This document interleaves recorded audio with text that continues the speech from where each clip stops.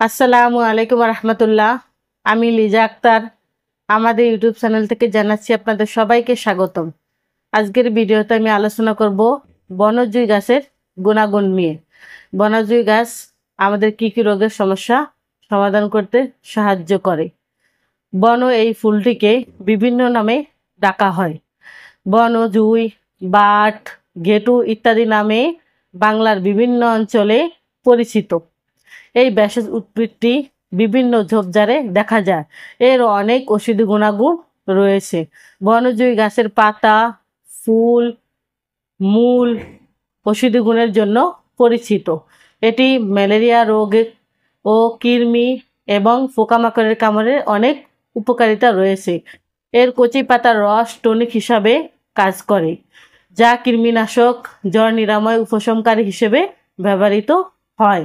জুঁই ফুলের মূল উপাদান এজমা, টিউমার ও চর্মরোগ নিরাময়ের জন্য ব্যবহৃত হয়। এছাড়াও এই গাছের পাতায় থাকা কেমিক্যাল ও কৃমিনাশক হিসেবে কাজ করে। বনজুই পাতার রস জ্বর উপশমে সহায়তা করে। পোকামাকড়ের কামড়ের ব্যথা, ফোলা কমাতে বনজুই গাছের রস ব্যবহার করা হয়। শারীরিক দুর্বলতা বা শরীর শুকিয়ে যাওয়া রোগীদের জন্য বনজুই পাতার রস খুবই উপকারী। বনজুই গাছ একটি গুল্ম জাতীয় উদ্ভিদ। এই ফুলের মিষ্টি গন্ধে আমাদের মনকে আনন্দ দেয়। বনজুই গাছের পাতায় থাকা ফ্লাভয়েড ক্যান্সার দমনে সহায়তা করে। বনজুইয়ের ব্যবহারের পদ্ধতি: বনজুই গাছের ফুল বা পাতার রস হলুদের সাথে মিশিয়ে সেবন করলে কৃমি ও ডায়রিয়া নিরাময় হয়। বনজুই গাছের ফুলের রস চর্মরোগ ও আক্রান্ত স্থানে লাগালে চর্মরোগ নিরাময় হয়।